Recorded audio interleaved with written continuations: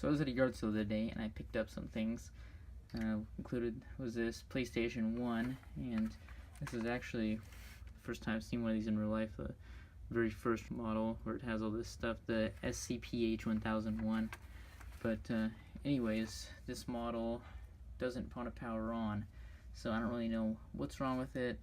I'm wondering maybe there's some liquid damage or something. If you smell, like, I plugged it in, test it in here where the power supply goes, because the power supply is like right here. It smells like burning, like smoke. It just so I'm wondering, you know, what exactly is wrong with it. But yeah, it won't power on at all. You won't get the you won't get the light. You won't get nothing. So we're gonna see if we can fix that today. Alright, and of course we have removed all the screws in the bottom. And the good thing about the PlayStation 1 is Sony was nice enough to label all the screw holes with nice little arrows. They even do that on the inside. So this is one of my favorite consoles to work on. It's just so simple. Everything's all laid out right in front of you. And so anyways, we've got one there, and there. 5 total. So just get those. Okay. And the cover fell off. But anyways, yeah, you can see it's pretty dusty and pretty dirty. It was pretty dirty on the outside too. But you know, this alone could stop the power supply from working. Like I said, you know, it smelled like it was smoking. I didn't actually see any smoke or anything, but I don't see any problems with it. Just jump out at me. You know, no swollen capacitors or nothing like that, but just really dirty. So I think I'll take it out and then clean it with compressed air, see if that'll do anything. So got those 2 screws right there, and then just gotta pull this connector. Alright, so there it's out. And there's chunks of dust all over it, of course. And there's even one big chunk of dust right here under it all. So yeah, just really filthy all over the inside. But there's also this piece of black plastic that was rattling around the case when I picked it up earlier. I heard it.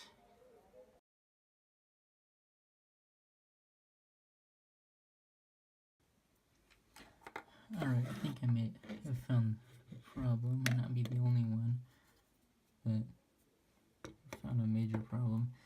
That solder joint there is really ugly looking. You can just see it should look like that.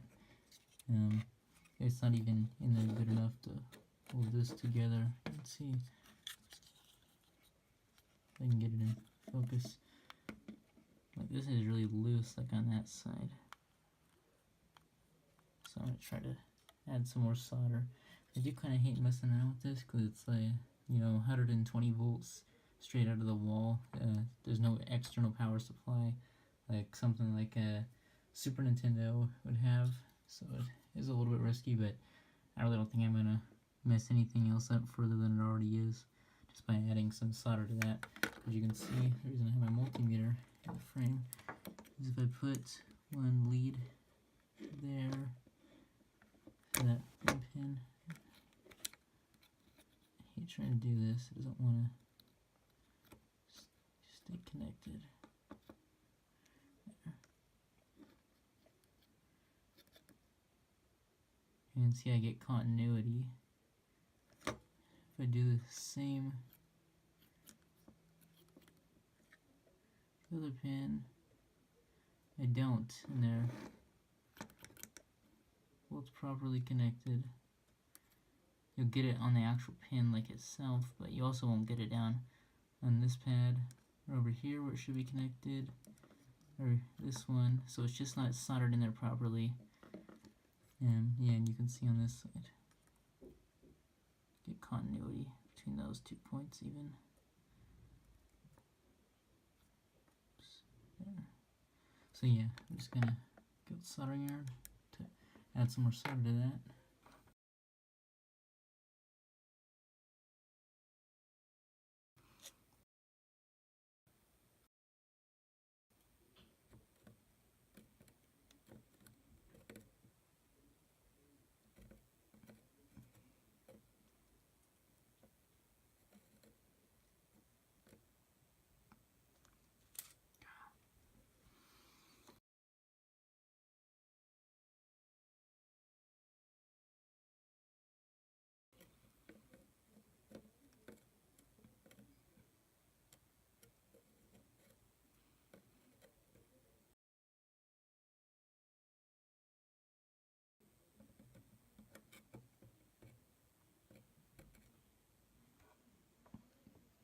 Okay, that should do it.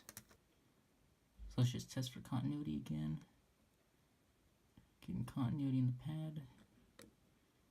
There's continuity, continuity, and continuity. So hopefully this should work now. Just test it. Alright, it's time to test the power supply now, and it's not connected to the console because the console is still really just dirty and dusty, and I don't want to, risk destroying anything potentially in there just in case, Okay.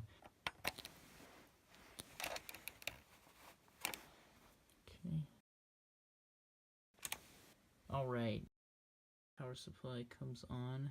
So all I gotta do is just take the rest of everything apart for cleaning. Alright, next thing I'm gonna do is remove the disk drive.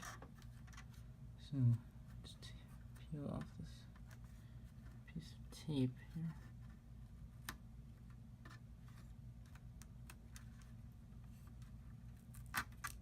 Okay. There's a socket there. Okay.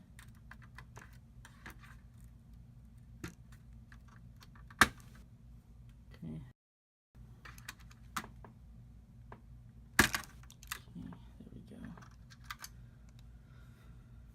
So there's the drive. That'll probably get some compressed air. Doesn't look too bad. Yeah. Okay, and next thing to remove is this EMI shield here. So there's 4 screws on it. Actually, I misspoke. There's 5 screws on this EMI shield. 1, 2, 3, 4, 5. Alright, now we can lift the EMI shield up.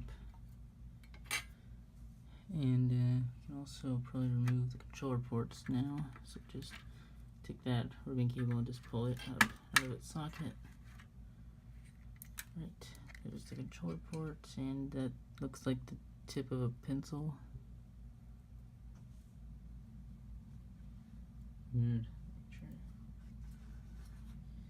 Yeah, that's what that is. I can write with it. Who knows how long that's been in there.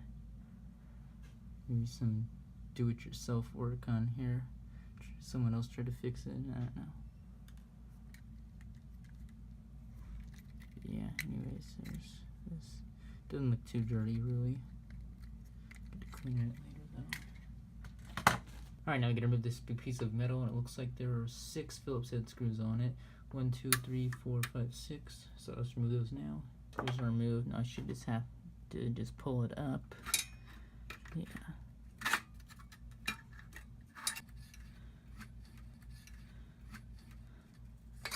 Open it like a book, maybe.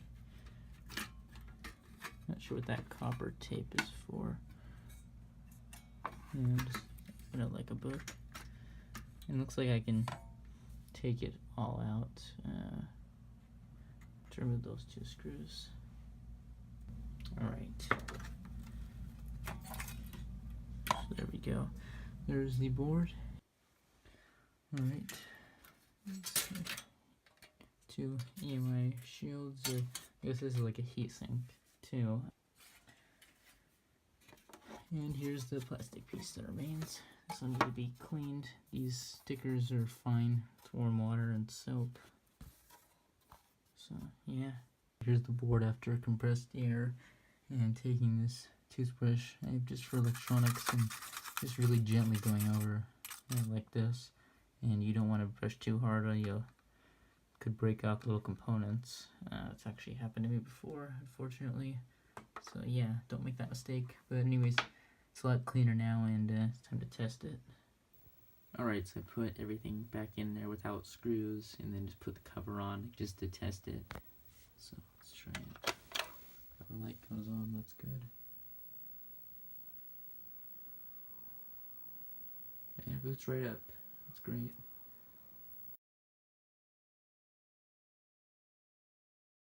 Alright, now I've got to take apart the top part of the case so I can clean it all. So let's start with removing these buttons. Just push those tabs towards each other. And be careful, don't forget the spring at the bottom of that one. And then you get the reset button. Same thing. Alright, and there's not hard to do. 2 screws there. Remove those. And then to disconnect the spring.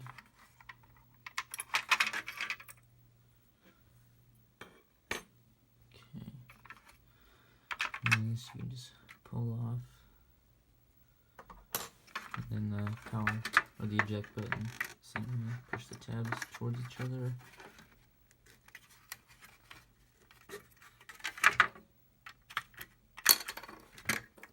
And there's the open or eject button, whatever you call it. Then we're gonna start with taking the screw out.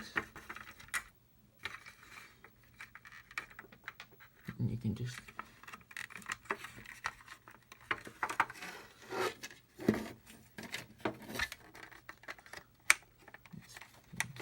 pulls off like that. We got that screw.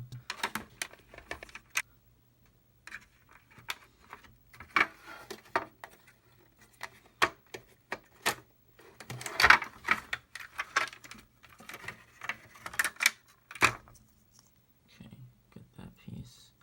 I guess you could take that gear off, but it's not really necessary.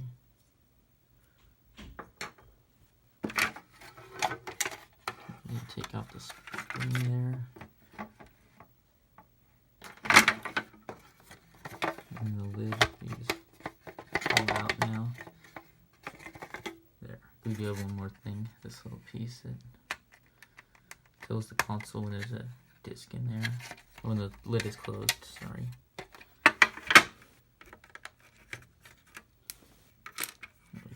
Don't forget this. And then this power light, we don't need to take that off. It's like glued in there, or kind of just stuck. You just don't want to mess with it. Yeah, now he's gonna go wash everything off. Alright, here's everything, I think, and drying out after being washed, so now all you gotta do is just wait. Alright, one thing I want to demonstrate real quick is just how to put the lid back on. This is kind of a hard part. Is just put the peg like inside of the thing there, and then just put it down just like that.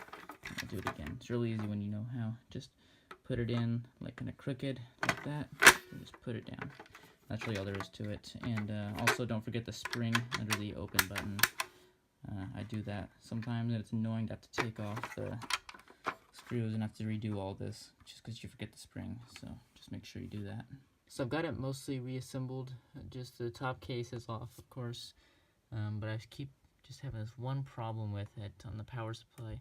So when you turn it on, it'll work, you know, it just sounds just fine, but when you turn it off, I don't know if you can hear that. It's like this really bad humming noise. You know, if you unplug it, it'll stop. Sometimes, like if you just turn it on, back off, now it stopped the second time. It's just really annoying, and I'm pretty sure it's not anything that would, you know, cause the unit to blow up or catch on fire or make the transformer fail, because they normally, the way a transformer works, it just normally vibrates. That's what the noise is from, and it's just beyond what we can hear. But now it's, as transformers get older, the plates start to separate, and then there's more. The vibration is something that we can hear. So I don't really think it's anything. It may be a sign that it's failing, maybe just starting to get old, but you know, it's not really a problem. But I am going to try something I've heard might work online. I read it's not really, it doesn't really have any chance of damaging the transformer. It's completely reversible, so I'm just going to give it a try.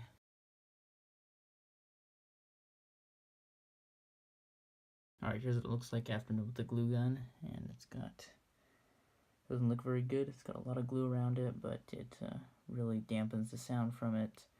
You know, kind of, maybe hopefully holds it together a little bit. But anyways, I had to take it off the top, all of it, because of the way the case fits on there. I didn't really want to file down a little piece that holds the transformer in place. But yeah, anyways, but it's really just now to the point where you put the lid on there, you can't even really hear the sound of coming out of the transformer. Make sure to put your ear right up to like the vent on the side of the top case. So I think it sounds pretty good. So here it is all reassembled. The lighting in here is pretty bad though. I'm doing this at night. But anyways, yeah, it's also hooked up to the TV, just so I can prove that it works last time. And don't mind the ugly third-party memory card. I hate it just as much as the next guy, but it's all that I have right now. Hoping to get a first-party one soon. But yeah, anyways. One thing I had noticed is it can be really finicky when reading discs. It's pretty annoying. Sometimes it's a little bit slow to read them. Sometimes, you know, it won't read them on the first try. But the only thing is, it's just something I kind of even expect from these old PlayStations. They're nowhere near as reliable today as something like a, you know, a PlayStation 3 or a Wii U. Especially this first model has been known to have issues. You know, sometimes required to be turned on its side or upside down, I've heard. You know, so it's just I pot tweaked it, you know, potentiometer tweaked it off camera. I'm not even gonna show the footage because I had trouble even filming it. It didn't work, you know, didn't improve it. And this video is already getting pretty long, but anyways, you can see here's the core.